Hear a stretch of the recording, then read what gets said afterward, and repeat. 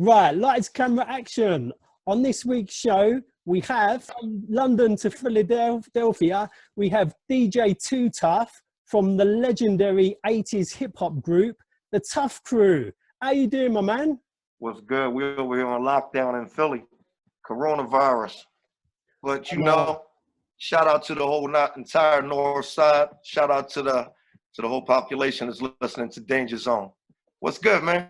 It's good. AllCity Steve. Yeah. We're doing this with DJ Tuff from legendary Tuff Crew. So I'm really excited to talk to you, to capture a bit of your history, and to talk about what's going to be going on, what you're currently up to. But the first thing I want to actually do is give a shout out to all the doctors and the nurses out there, battling this virus. A massive shout out to all of you, trying to keep us safe. Yeah, we want to make sure that we get the point across that the coronavirus is definitely something to be using common sense with. That's all. When you go out, keep your safe distance from people and wash your hands. And we just keep everybody in prayer that's battling the coronavirus. Shout out to Imani G, battling the coronavirus, DJ Jazzy Jeff, and the millions worldwide who we've already suffered losses from, the coronavirus. We just keep everyone in prayer that they can recover quickly. And for those that we lost, we send a heartfelt sorrow. 100%, and they're all in our hearts as well. So yeah. So, Tuff, first question I always ask is, whereabouts are you? Where are you from? Where did you grow up, and what was it like when you was growing up as a youngster? I'm going to stay in costume with the mask on for a minute. Where I grew up at was around 4th and Girard. There was a park called Hart Park that was right up the street from where I lived at. There used to be these guys that break dance in there. They used to have break dance battles in there. One of them was Ice Dog. He was a pretty great break dancer, before he was a rhymer.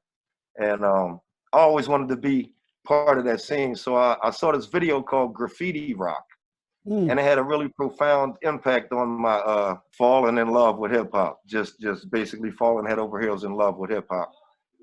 Watching Jam Master Jay scratch, watching the New York City Breakers break, just watching everybody at the jam. It was like it was a revelation in my life that would lead me on a journey that 30 years later I'm still part of. And I'm very grateful and very happy to still be alive, number one, and to have made it through all the stuff that I made it through. Shout out to everybody that rode with me for the last 20 years. You know what I mean? We still here. Tuff Crew, Danger Zone, we doing it. DJ Tuff, thank you all. Yeah, really grateful to be here, bro. Yeah, no, it's an honor to be chatting to you as well. And going back to Graffiti Rock, I remember Graffiti Rock, and it was brilliant. I got a friend, he was DJing in that as well, Jimmy Jazz, the original GQ. He was in that scratching as well. When I think it was New York City Breakers were coming out and doing some breaking and all that. It's an incredible show, Graffiti Rock. It was one of the first huge influences where I got to see the elements of hip hop right in front of my face. I had it on video cassette for a long time. We used to rewatch it. Yeah, really. So meeting Ice Dog had a girlfriend who lived across the street from my house where I grew up. And like I said, he was one of the top known breakers in that area. Street City Rockers was the name of the breakdance crew. Wow. So we eventually got together, and I was kind of like a super fan. I was like a Tuff Crew super fan. And Tuff Crew didn't even have anything released. I think what was released was called You're Out of Work. And this was one of the first albums that see, there was songs done before I was actually the DJ for Tuff Crew. They had another DJ. And I had to kind of work my way up to, assassinate each DJ on the way up to assuming the role of just me as the DJ for Tuff Crew. So shout out to my man Ice Dog, LA Kid, Tone Love, Monty G, everybody from the Tuff Crew, Grand Pooba, Crown Rulers, DJ Royal Rocker, Vaughn Love, Jungle Brothers, Warlock Records, Traffic massive shout out. Going on, Pop? Big shout out to all of you. So what was it kind of that lit the spark to become a DJ? What got you into the DJ? And was it through Graffiti Rock, seeing the Jam Master Jay on the decks? Jam Master Jay was a huge influence on me because that was the first time, as I said, on Graffiti Rock that I had seen someone actually scratch. Mm. Shortly after that, I had a childhood friend named Anthony Ray. He called himself DJ Yo-Yo. And he taught me everything that I ever could possibly imagine about scratching, hip hop, turntablism, who DJ Jazzy Jeff was, who DJ Cash Money was. You know, I used to be with Yo-Yo, and let me put my Raiders joint on, you know what I mean? I just wanted y'all to check this Raiders mask out real quick. But this guy was my best friend as a child. He taught me everything that I ever could possibly imagine about scratching. Mm. And he was killed in 1997 on his own step, the same step where I first learned to scratch, where I first touched the 1200 before I actually owned my own 1200. And it's been a great journey all the way through. Just being able to have taken advantage of the 8 bars on every break, you know what I mean? Because that was basically the only time that I had to speak on the records early on. So those 8 bars were critical to me, and there was 3 8-bar breaks. Actually, at the third break, I used to get extra. LA and run it extra, so I could go in.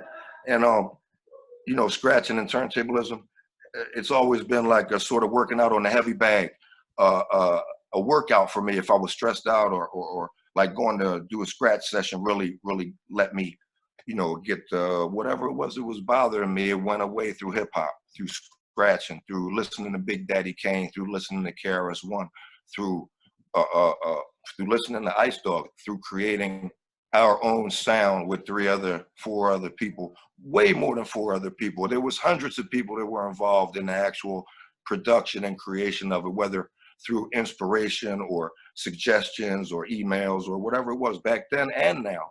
So the Danger Zone posse is large, you know what I mean? We always been large. And I really do want to say thank you for you know, giving us the time today to speak to the world. No, you know, it's a huge honor to be talking to you, Too Tough. You know, I'm a massive fan of the Tuff crew. But yeah, going back to the DJing. So basically, it was kind of like a release. You was kind of like in the zone when you was like on the decks. You was zoned out. Yeah, it was.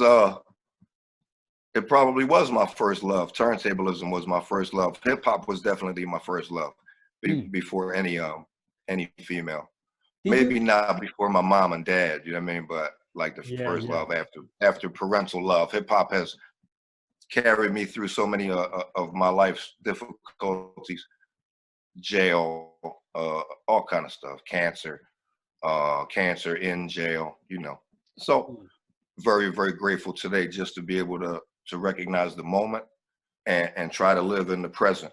They say today is a gift, and that's why they call it the present, huh? Cool. Yeah. We're gonna stay in the moment. We're staying in that moment. And I'm gonna go hide behind my mask real quick. Let's see. And did you have many battles back in the day on the decks? Was you like battling many people? The first person that I battled, there was a battle that went on in Tower Records on South Street. I ended up working as a loss prevention security dude at Tower later, years later.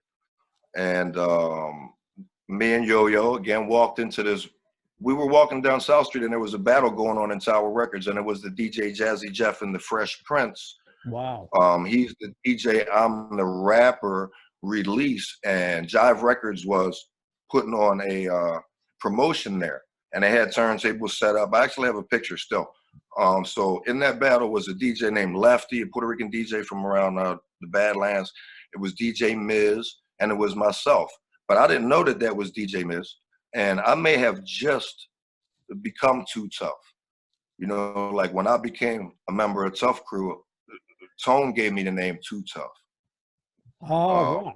So I wasn't DJ Too Tough until I became a member of Tuff Crew. Before that, I was DJ Spin. Oh, before that, and then before that, I was Disco Joe. So look. What was the idea of getting your name Too Tough to fit in with the Tuff Crew like image? Yeah, Tone Love gave me that name the night before the show. That show was the Philly versus New York battle at the Spectrum. We actually got graffiti. They had a graffiti artist. See, in the beginning, I wasn't the leader of Tuff Crew. I was far from the leader. I was naive, and my eyes were so wide open, chasing hip hop. We didn't really know a lot about the record industry. We didn't know if it was treacherous or not treacherous. We weren't worried about losing anything in the record industry because we weren't so concerned about the money that we were going to get, although we were in need of some finances from that. So we were looking at it as we were caught up in the stardom part. And when I say caught up, I don't mean that in a bad way. I mean that we were totally in the golden era of hip hop. It was like, I mean, for me, it was a dream that I wish I could go back to and relive again and again, to tell you the truth. Watching KRS-One be born, seeing Big Daddy Kane as Roxanne Shantae's DJ at the Carver Center in Norristown, Pennsylvania, performing with 3 Times Dope, Tuff Crew, Roxanne Shante. Big Daddy Kane was her DJ. She brought him from behind the turntable. She was like, I know y'all seen MCs that can scratch, but you ain't never seen a DJ that can rap. Big Daddy Kane, come on out here. And we was like, Big Daddy Kane? Who the fuck is Big Daddy Kane? And he came out there and ripped it. He actually did this, the Kane in the flesh. Of course I'm fresh. Oh, you thought that I was rotten? Huh, I beg your pardon. He did that whole verse. And we was like, oh shit. He just murdered that shit. Now, prior to that show, I was drinking a 40. Me, Grand Poobah from Crown Rulers, and Big Daddy Kane. We was drinking a 40 of OE, maybe Cokie 900, I don't know.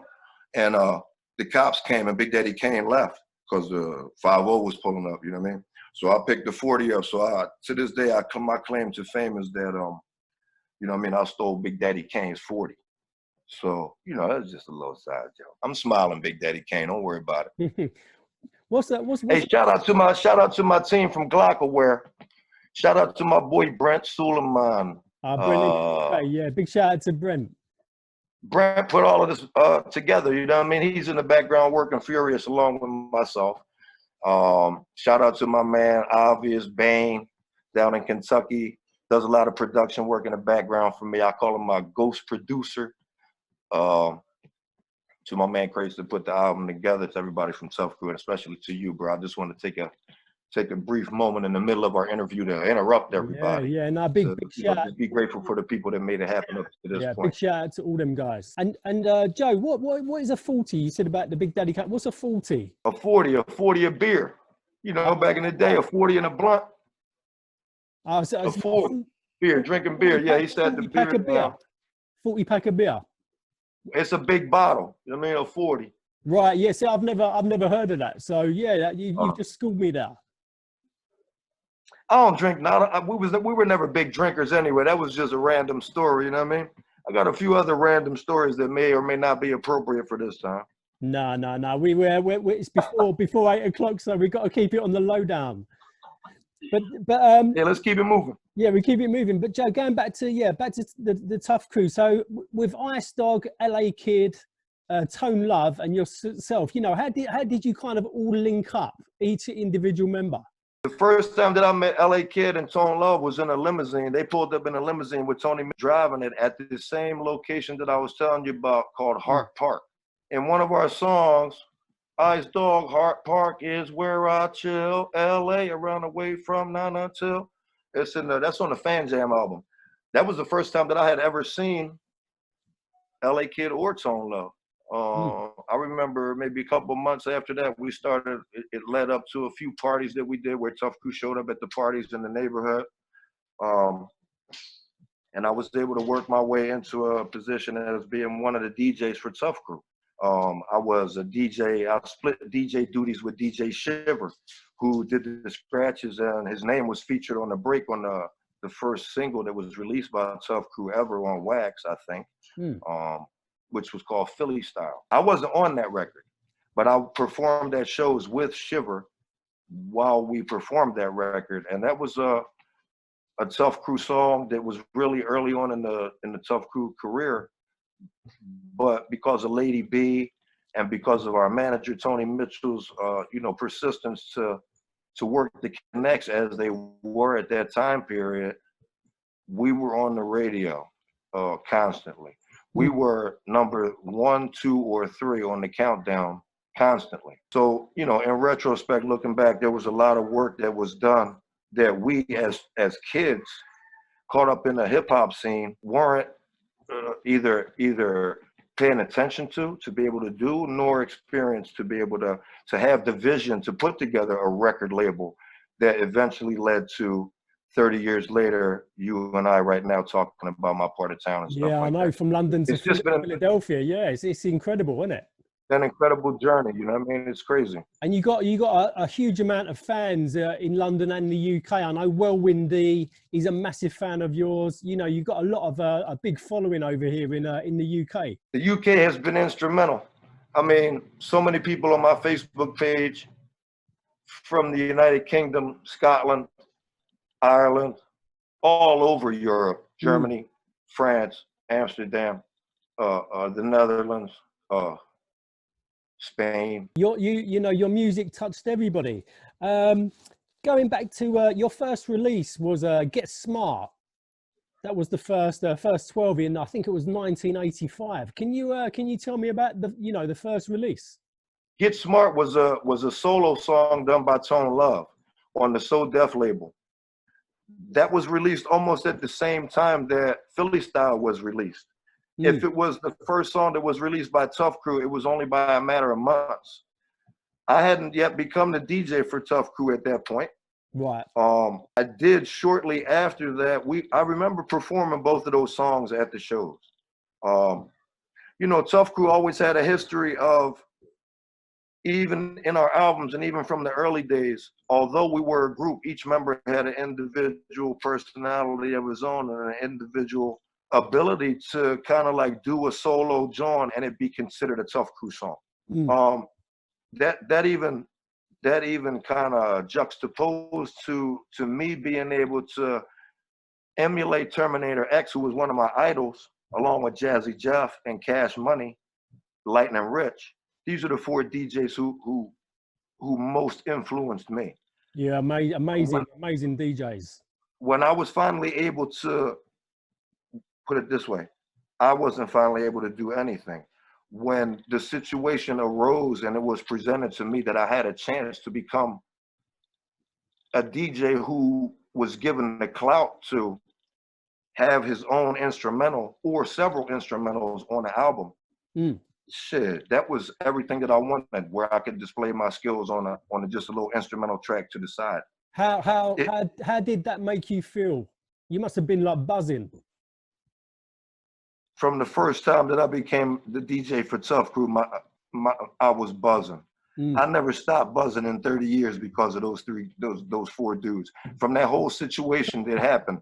Yeah. It's easier for me to talk behind this mask right now, you know what I mean? Because I feel like I can say the shit that I want to say. Although I've never been hiding from anybody.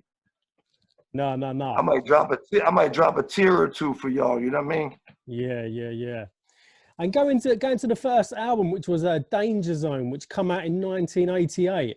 Can you tell, you had tracks on there like My Part of Town, which was absolutely incredible. It's Mad, which was It's Mad blew me away. I mean, that's such an incredible tune as well. I mean, the album is outstanding. Can you tell me a bit about the Danger Zone album? Ice Dog was very, very influential as far as the lyrics, writing the lyrics. Dog would write the whole song. There was so much input that went in as far as Tuff Crew is. I mean, without LA Kid teaching me how to make beats, I mean, right next to him, I would never know anything about creating anything. We were learning together, but he was much more advanced than I was at that point because I never even saw a drum machine before. Me and Ice is a brilliant writer. As far as someone who writes hip hop music and could write for anyone, Ice is a pretty much lyrical genius with a pen. Tone Love is the stage presence behind Tuff Crew. So without Ice and Tone together, with LA on the beats and me on the scratch, it's not really Tuff Crew. You know what I mean? When we branch out and do our own stuff, which we all have done, it just doesn't have the same chemistry. It's not the same elements in the same order, you know? So it's always good. Look, it's way easier for me to do a show with my with the three MCs, Ice Dog, LA Kids, Home Love in front of me. It makes my job a lot less difficult than everybody with a camera, you know, waiting for me to. So that you know, it's cool though. Don't get me wrong. I die for that moment. That so damn tough moment with everybody with the camera. So I just wanted to say thanks everybody in the entire world for you know, for doing the air scratch, the So Damn Tough air scratch. Yeah, absolutely incredible. And going back to the Danger Zone album, so who else was on production? No one. Tuff Crew produces our own stuff. We've always produced our own stuff. No one else has ever produced a Tuff Crew track except Tuff Crew. That could be Tone Love, that could be me, that could be LA Kid, that could be Ice. We've all had our hands in the production of it at one point or another. It's a team effort, but don't let me hold you. LA is a master.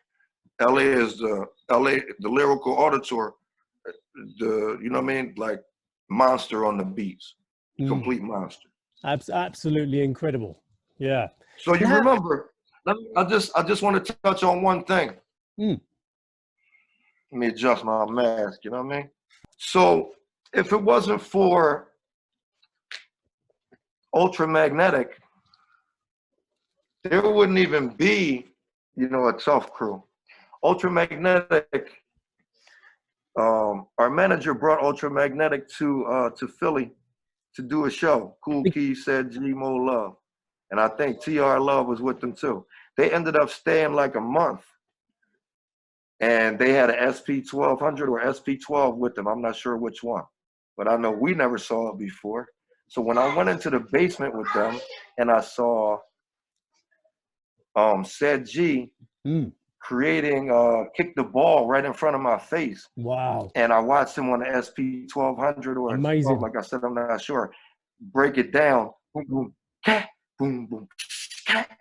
You know what I mean? He was the first person that I ever saw sample a phrase that had a beat, a snare, and then an open hi-hat and a snare on the third pad. So it was incredible to me. Me and LA, we were like sponges, you know what I mean? That must have been mind-blowing for you to witness that. You must have been, wow, this is incredible to, you know, to witness this. To this day. We recently did a show, Tuff Crew and Ultramagnetic in Philly about 1.5 years ago. It was around Christmas, if I'm not mistaken. And it was great to see those guys again.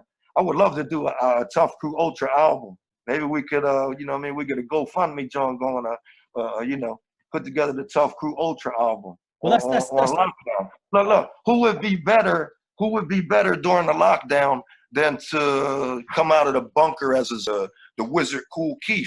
Wow. You know what I mean? And Said G coming out of the toxic ooze. Yeah, that'd be amazing. I mean, I'm a huge fan of Ultramagnetic MCs. In actual fact, when I drive around in my black cab in London, people called it the Ultra Cab because I love Ultramagnetic so much. I mean, Mentally Mad and Funky, they're my two favorites. And Chorus Line, absolutely incredible. You know, for a brief moment, I was Tim Dog's DJ.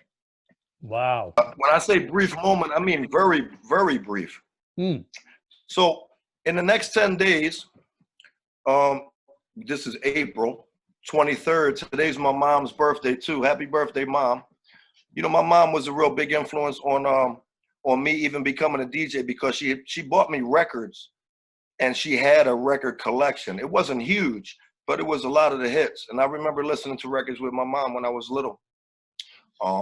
The records that I had originally owned, my first records that I owned was the Saturday Night Fever soundtrack, the Rocky soundtrack, Really Rosie, which was a musical, like a kid's musical. And so your mum was a big influence on you with the music. Yeah. Yeah. just as far as having vinyl there to play. I remember her and my grandma, you know, actually buying me records. Wasn't a lot of records, but I did utilize those records. Yeah, to be honest, I think you know, a lot of our kind of background, a lot of us used to look up to our parents' record collection. My mum and dad were mods of London in the late 50s and 60s, so we was listening to a lot of kind of R&B music and, you know, all that kind of stuff, Motown and all that. Right around that same time, there was a record shop called Funko Mart. Anybody in Philly definitely knows about Funko Mart. It was the place where I first bought my turntables. I remember working at Kentucky Fried Chicken on 4th and Girard, and going to school at St. Joe's Prep and playing football at the same time for the prep. This is freshman year of high school. Saving up to buy a 1200 turntable. I bought one and my mom bought the other one. Well, my mom and dad. And I used to put my speakers out the window on the 3rd floor of our house on 4th and Girard. Bang out the sounds. Banging out the 3rd floor window because it was a 3-story row home.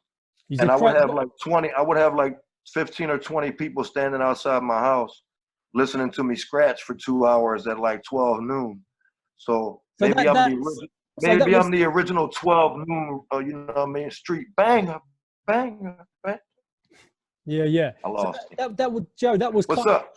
That was kind of like your that was kind of like your playground. That was your playground, like in the bedroom, busting on the turntables and pumping out the bass.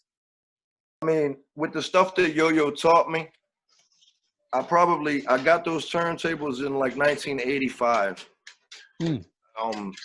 My Part of Town was released and recorded. Well, it was recorded in like 88. And it was released in 89, I think. I'm not sure about those dates, but I know between 88 and 89, I recorded the scratches with Tuff Crew for My Part of Town. I was able to learn pretty quick because I was kind of like dedicated to scratching every day. I mean, we really spent time. Like I said, I had somebody who knew so much about turntablism that they could relay the information to me and show me how to make the move with my hand and turn the fader off and on, but do this with my other hand. So just having somebody to lead you through is instrumental because there were no YouTube videos. There was nothing to teach you that you could go to use as a reference to see how somebody else did it, unless you knew that person personally. There wasn't even a cell phone where you can call somebody if the needle was broke, you had to walk to their house, or somehow we ran into each other. I mean, we had home phones, obviously. I'm not 700 years old, but you know, I still today feel like the same 14-year-old kid that first stumbled across the Rappin' Duke and Jimmy Spicer, Sugar Hill Gang. That was like, I remember listening to those 3 artists on a cassette tape. And then later on, that was even before I had records. Then I started to listen to like Saturday Night Fever, the Rocky soundtrack. Yeah, it's been great, bro. I'm gonna let you lead me on into the next question. Yeah, we'll stand on that actually. Was you picking up some ideas on the turntables from films, say like a Wild Style? Since I wasn't a graffiti artist, Wild Style was intimidating for me because I wasn't the best graffiti writer dude. I didn't have a good hand or whatever.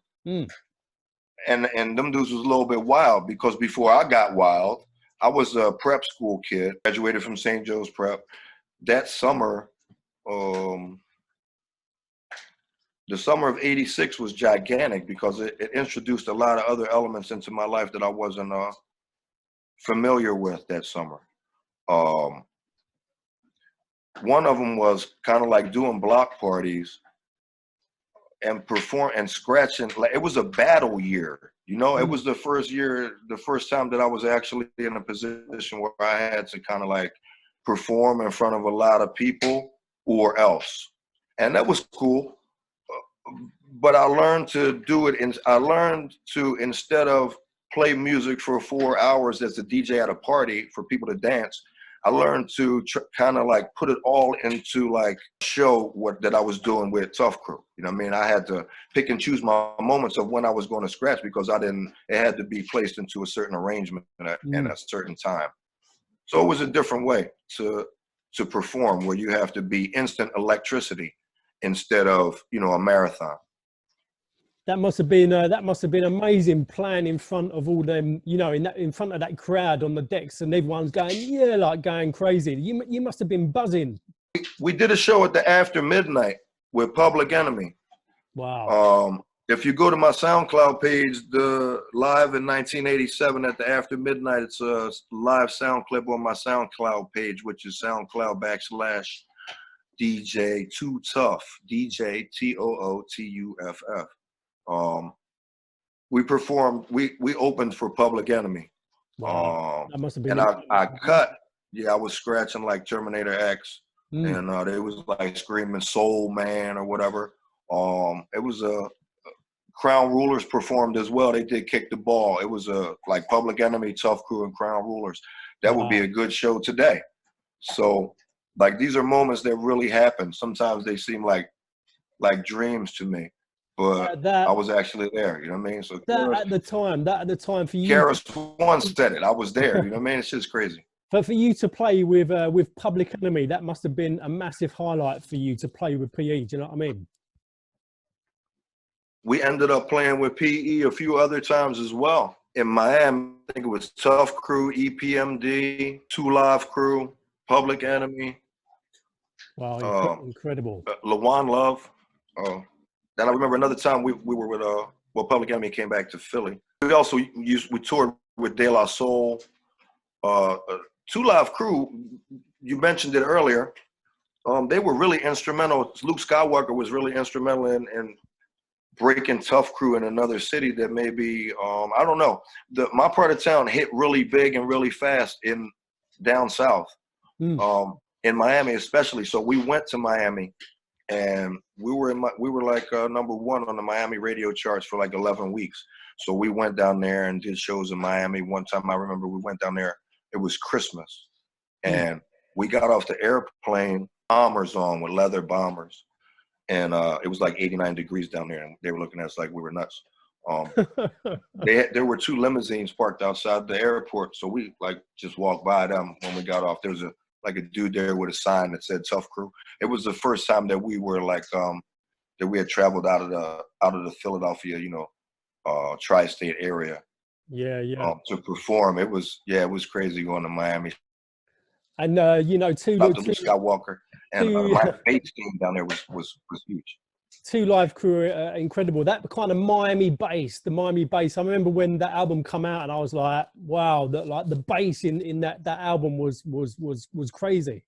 Yeah, that shit was crazy. I remember another album that was really instrumental early on around that same time was NWA.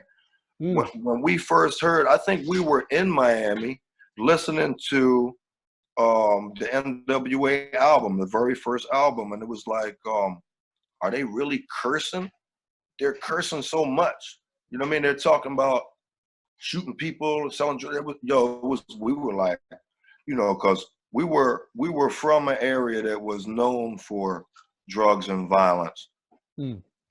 And right about at that time, it was East Coast versus West Coast. You know what I mean? So not only was I privileged enough to be able to witness the birth of hip hop a little bit after, you know what I mean? I saw KRS-One and all of them being born. But I also was able to see the East Coast versus West Coast battles. And if you love hip hop, then you know what I'm talking about. You know what I mean? Yeah, those years were incredible. You know, I mean, like the Public Enemies and, you know, the Jungle Brothers and all that stuff were just, wow, just like next level hip hop, EPMD, and, you know, it goes on. Yeah, and, you know, how did Tuff Crew, how did they come up with their name, you know, Tuff Crew? Well, Tuff Crew was originally the name The Unforgettables. That's what Ice, LA Kid, and Easy C called themselves. Ice Dog, LA Kid, and Easy C were the original members of Tuff Crew. there was also a girl that was part of Tuff Crew as well. This is before I was in the group, and I was watching them evolve through members. But through the Wow. whole thing, the two members that remained constant was always LA Kid and Ice Dog. I may have taken the lead recently as far as being like the spearhead or whatever to the resurgence of Tuff Crew, Danger Zone in Europe, the Euro Tour, Lost Archives, and all of that stuff. But without the core members, and the core member is Ice Dog, and the core member shortly after that is LA Kid. Mm.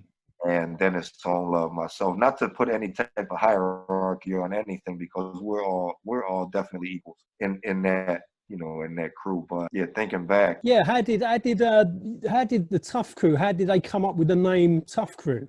Any idea? Right, so they were called, the original three members of Tuff Crew were called the Unforgettables. I distinctly remember seeing a white jacket, and I have pictures. TUF was on the back of the white jacket that LA used to wear. The And when I Unforgettable. used to walk, the Unforgettables, and then Yeah. that turned into Tuff Crew. I think probably Ice made that name.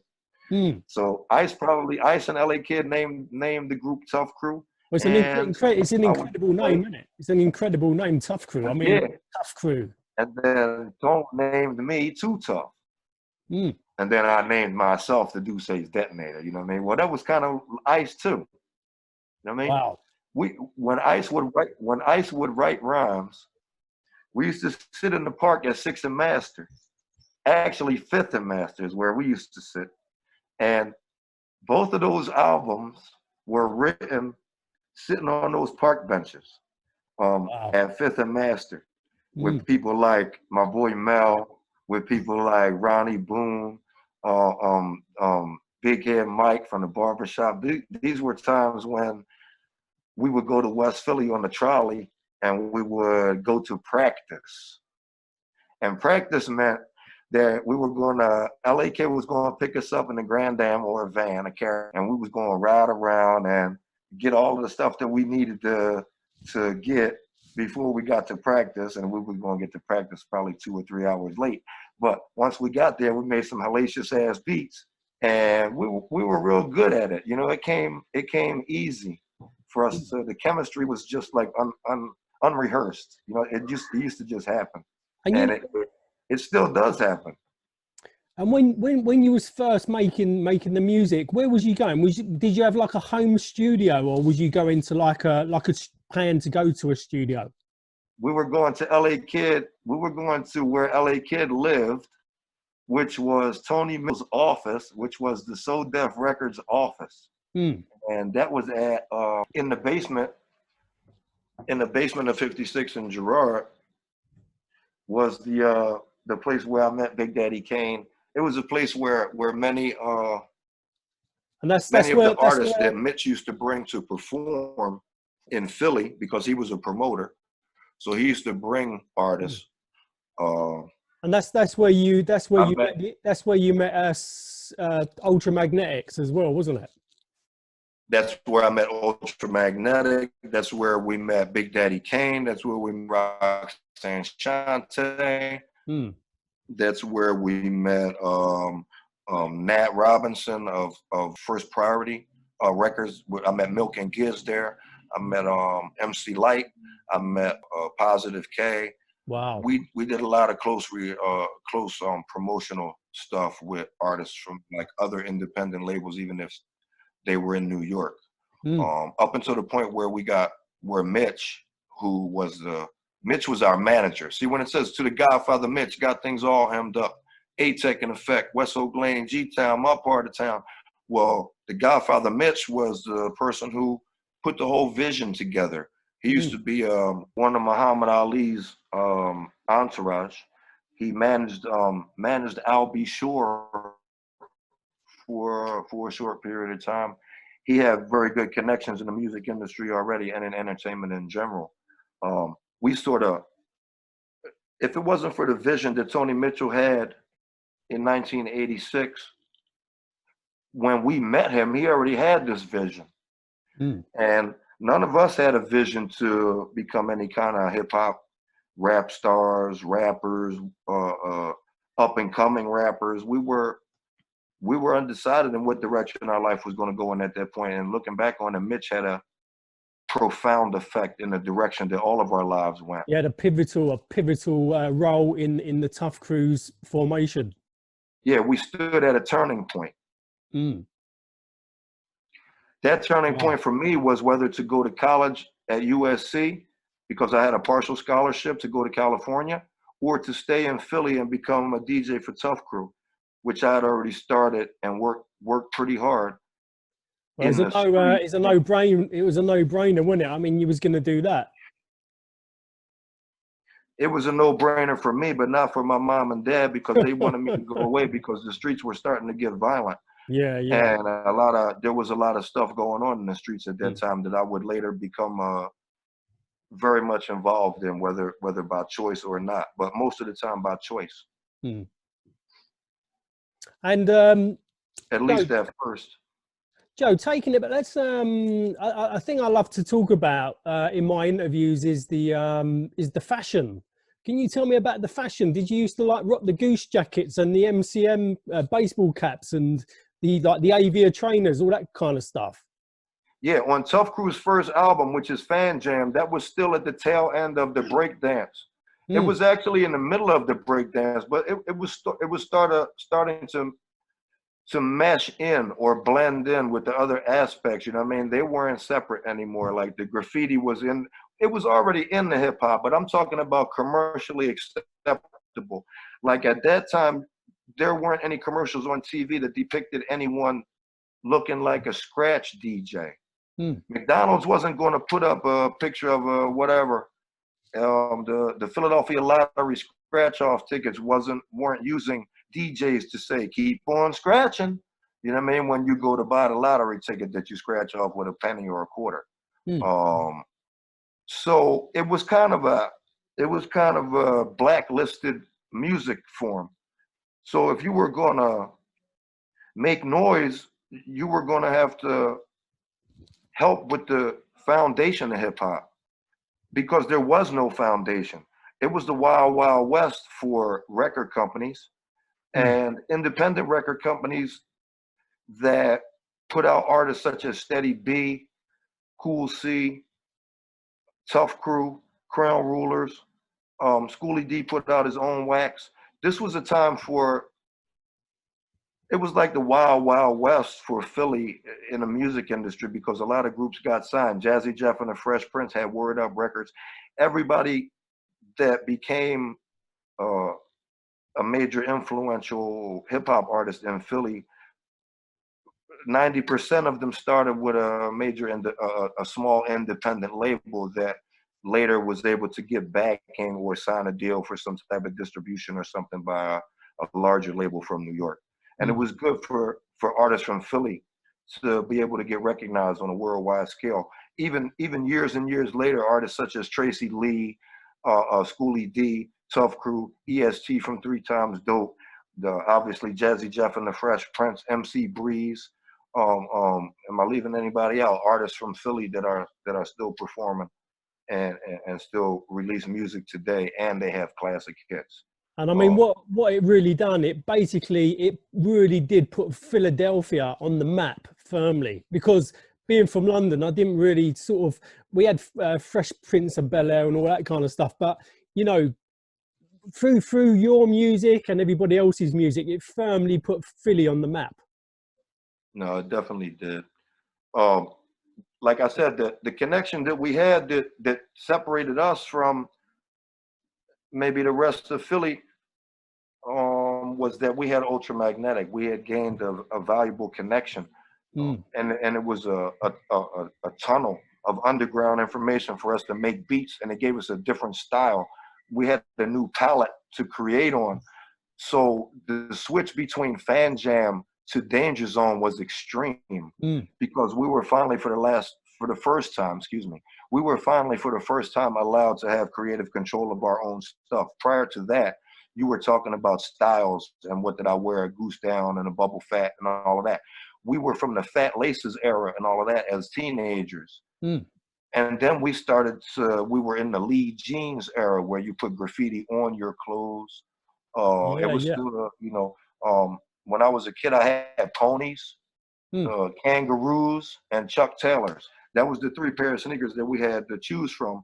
And we used to walk up to Marshall Street and get them Jones. Was you busting, Joe? Was you busting like the body popping and like the robotics, that kind of stuff?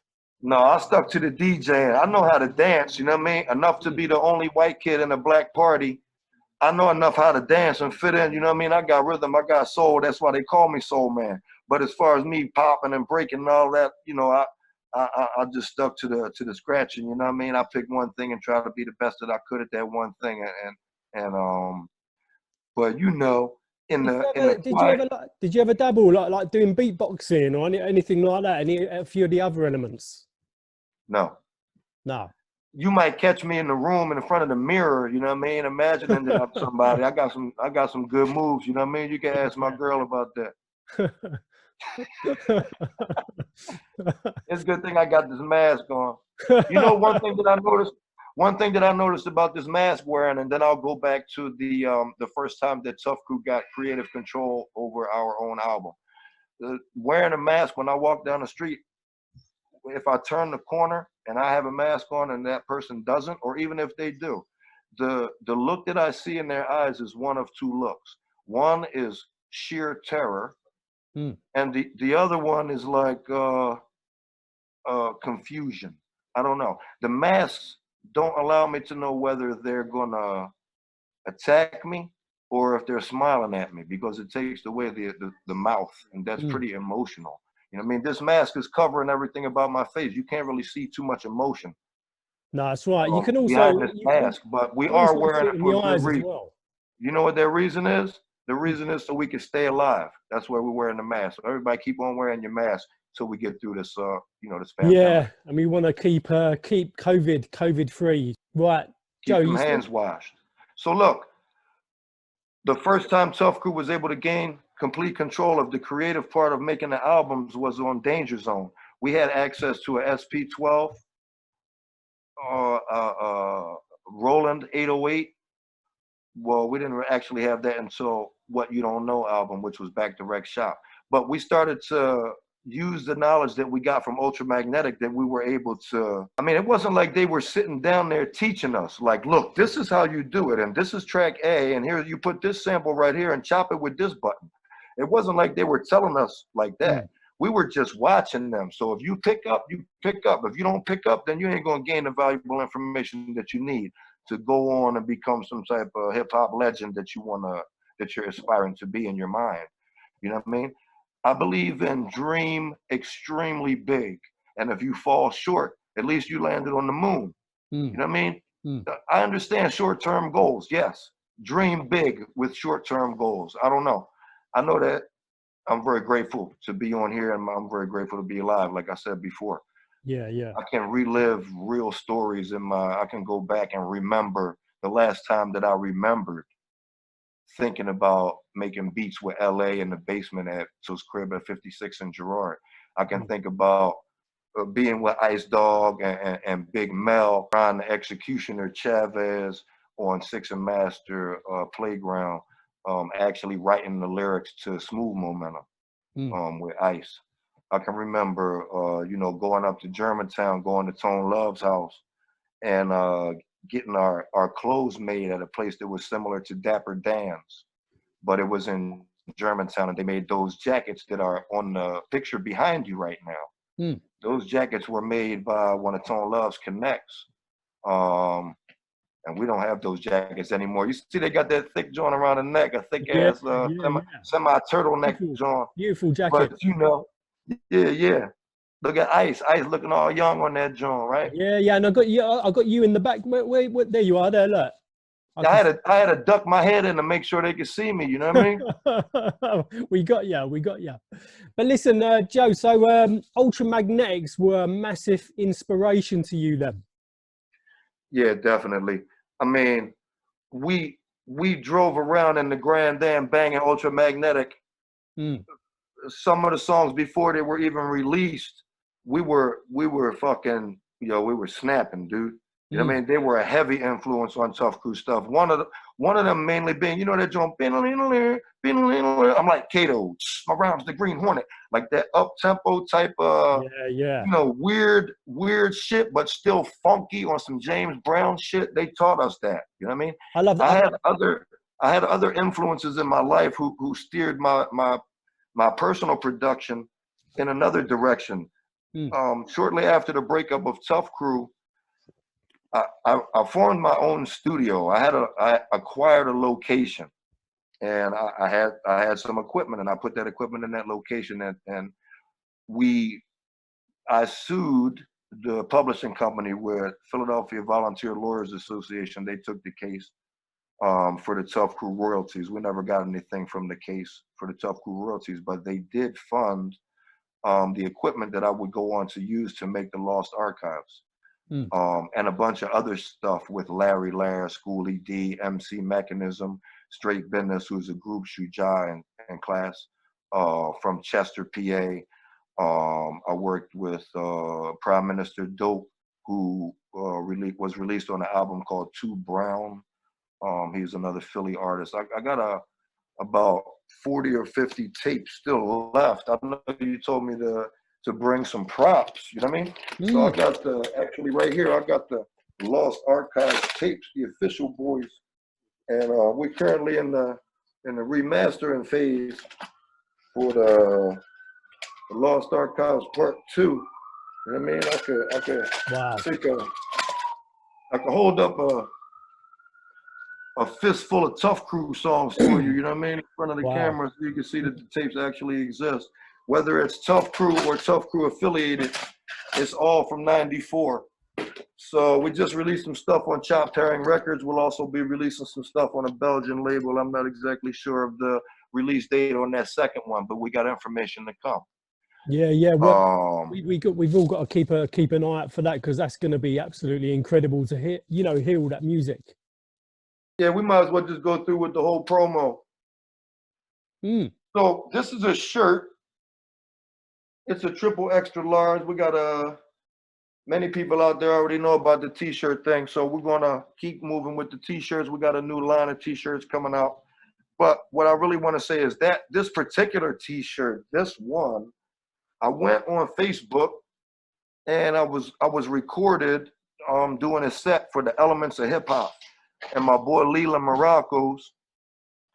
And it's a yearly event that goes on in Philly. It used to be called the B-Boy Barbecue, but now it's called the Elements of Hip Hop. And it's all the elements of hip hop that takes place every August. A couple of times it took place on my birthday or on my son's birthday. And I've always been privileged enough for him to let me do a set of bringing on other artists from Philly who may be on the rise at the time that the show comes off. And it's a free show. Everybody can come to the show. And I had Mad Squabbles on there. I had Del P on there. I had Clever One on there. These are like Philly artists that I've been rocking with for a little minute. That was a couple years ago, you know, due to the situation now. Well, hopefully by September we can all be back to normal and jamming again. You know what I mean? Yeah. Everything's safe, then we should be good. Without a doubt. And Joe, whereabouts can you get these t-shirts from?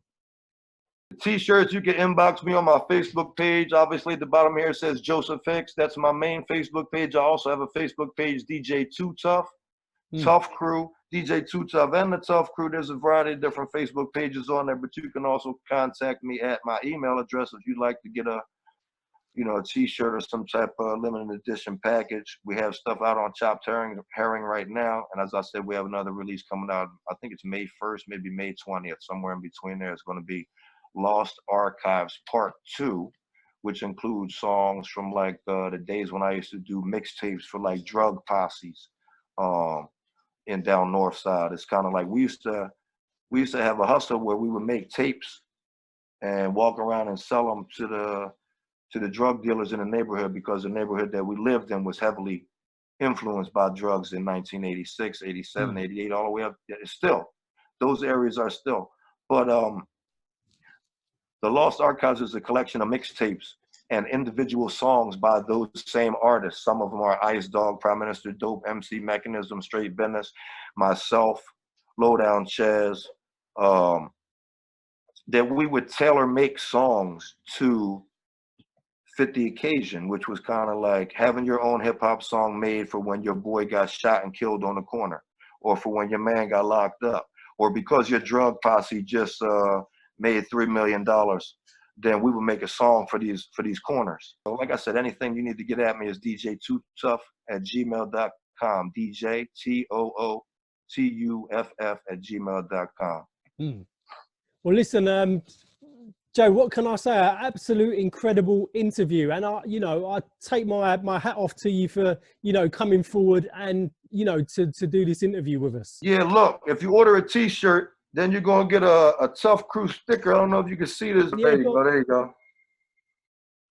Got a Tuff Crew sticker that and that comes with the T-shirt. On here. That comes with. We got 3 sticker collection that comes with the T-shirts. You can grab the vinyl, the T-shirt, and the sticker collection, whatever. I didn't really come on here to sell a bunch of merchandise. I came on here to be grateful and thank you guys for having me on here. Take this mask off for a little bit. And too tough. It's been an absolute honor talking to you. Through this difficult time that we're on this lockdown session. Do you know what I mean? All good, bro. I appreciate the time. I wish you and your family safety. I'm looking forward to coming out to do the interview with you in the taxi cab for real. Yeah, no, 100%. When you come to London, I'm waiting for you in the black cab. I'll take you on a graffiti tour, and it'd be brilliant. Last thing before we go, September 26th, we've been offered a position to perform at Urban Matters and a couple other shows in Europe. Judging by the Corona situation, we're hoping to continue and go on. It'll be the first time that the Tuff Crew would ever touch Europe or the UK. It's been rumored for quite some time now. We're right at the cusp. We actually have already made contact with a few people there. And I probably disclosed more information than I was supposed to, but it's cool. Look, we would love to come, and we're going to get there, bro. Just keep chasing your dreams, everybody. Look, keep chasing your dreams and keep your mask on. 100%. While you chasing your dreams. 100%. Keep those masks on, because until they give the all clear message. Yeah, 100%. Well, listen, Joe, absolutely amazing talking to you. Anybody watching this, please subscribe to this YouTube channel because I'm trying to bring the history. Hopefully, I'm going to be talking to DJ Cash Money. I've just interviewed Man Parish, as well as loads of other interviews. So please check out the station. And Too Tough, respect to you, my man. Peace. Respect, brother. I'll send you this interview once it's uploaded. You got it, bro. Good looking, man. That shit was dope.